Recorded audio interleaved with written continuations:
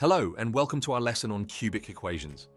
In this lesson, our primary focus will be on discovering how cubic equations extend from quadratic equations. Here's what we'll cover. We'll start by understanding how cubic equations follow on from quadratic equations, including their general form and key differences. Then we'll examine how to draw cubic equations on a graph and compare them with quadratic graphs to identify their unique features. Thirdly, we'll delve into the roots of cubic equations, learning how to find and interpret these important points. At the end, we'll run through some practical examples to apply this new knowledge and solidify your understanding. In our previous lessons, we've built a solid foundation in quadratic equations. You have learned what they are, how to graph them, and how to find their roots. This knowledge sets the stage for us to explore more complex polynomial equations. Let's get started and dive into the world of cubic equations. To begin our exploration of cubic equations, let's first recall what we know about quadratic equations. A quadratic equation is a second-degree polynomial and can be written in the general form. ax squared plus bx plus c is equal to 0, where a, b, and c are constants and x is the variable. Today we will take the next step by looking at cubic equations. A cubic equation is a third-degree polynomial and can be written in the general form. ax cubed plus bx squared plus cx plus d is equal to 0. In this equation, a, b, c, and d are constants and x is the variable. Notice that we've added another term which involves x cubed. This makes the equation cubic. Now let's create a table of values for a simple quadratic function to refresh our memory.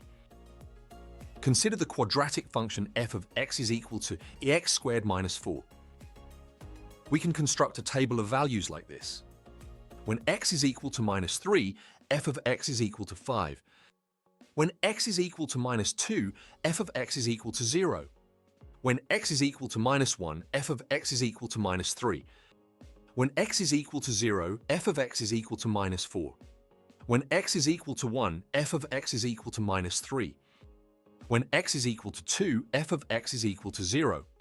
And when x is equal to 3, f of x is equal to 5. When we plot these points on a graph, we get a parabolic curved shape that opens upwards. This is typical of a quadratic function. The key features here are the intersection points, where the graph crosses the x-axis, the roots, the x values where f of x is equal to 0, and the single turning point, also known as the vertex. Now let's compare this to a simple cubic function such as f of x is equal to x cubed minus x.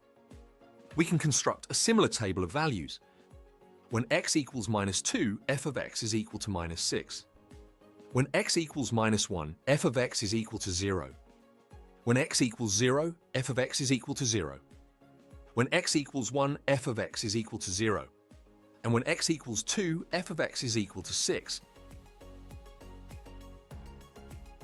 Plotting these points, we observe a more complex curve. Unlike quadratics, cubic graphs can have distinct shapes, but certain features remain consistent.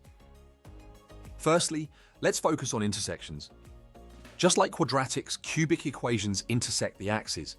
In our example, the cubic function intersects the x-axis at 3 points, when x is equal to minus 1, 0, and 1. Now let's consider roots. For cubic equations, there can be up to 3 roots because they are third-degree polynomials. This pattern emerges from the exponent. A quadratic second degree can have up to 2 roots, and a cubic third degree can have up to 3. Finally, we can look at turning points or vertices. While a quadratic graph has 1 turning point, a cubic graph can have 2 turning points, 1 maximum and 1 minimum. This increased curviness makes cubic graphs more complex.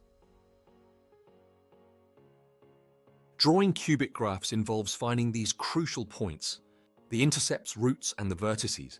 Then, you must smoothly connect them with appropriate curves, just as we do with quadratics. It is important to be able to firstly identify where the function intersects the x-axis, the roots, Secondly, find the function's value at various x points, especially around expected vertices.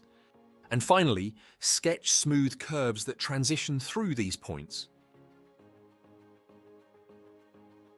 Now let's dive into some examples to see how we can apply our understanding of cubic equations.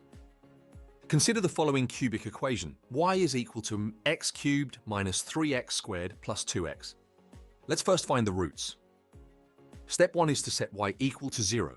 In other words, x cubed minus 3x squared plus 2x equals 0. Step 2 is to factor out x. After factorization, we have the following. Step 3 is to further factorize. At this stage, we have the following. As such, the roots are x equals 0, x equals 1, and x equals 2. Now we know our roots. We want to sketch our graph. Step 1 is to plot the roots on the x-axis. Our roots occur at the coordinates 0, 0, then 1, 0, and finally 2, 0. Since it's a cubic equation, the graph will have the characteristic S shape. For a large positive x value, our y value will be positive. This is because the x cubed term dominates. For large negative x values, our y value will be negative. The graph passes through the roots and changes direction at these points. Let's look at a second, more complex cubic equation. Here, y is equal to 2x cubed minus 4x squared minus 6x plus 12. First off, we'll again find the roots. This equation is not straightforward to factorize by inspection. Therefore, use trial and error to find one root. Let's try x equals 2. If x equals 2 was a root, then substituting 2 in for each x term of your given cubic equation would solve to equal 0. As this is the case, we know x equals 2 is a root. As such, we now know that x minus 2 is a factor of the cubic. To find the other factor, we can use inspection. It will have to be quadratic to generate the x cubed term. At the moment, we are working with the following equation. We know that the coefficient of the x cubed term in our cubic is 2. This tells us that a is equal to 2. Since then, we get the 2x cubed term that we want. So now we have the following. Now the 2x squared term, when multiplied by minus 2, generates the minus 4x squared term that we have in our original cubic. This means we do not require any more x squared terms, giving us b is equal to 0, since bx multiplied by x would generate another x squared term. So now we have the following equation. Finally, it is easy to see that c is equal to minus 6, so that we can generate the constant term, which is 12, as well as the linear x term, which is minus 6x. Our equation so far is the following. At this point, we must solve the quadratic. Step 1. Set the quadratic part of your equation equal to 0. Here, 2x squared minus 6 is equal to 0. Step 2. Simplify the equation by dividing by 2. Once you have done that, x squared minus 3 is equal to 0. Finally, rearrange the equation to solve it. The solved equation is x is equal to plus or minus the square root of 3.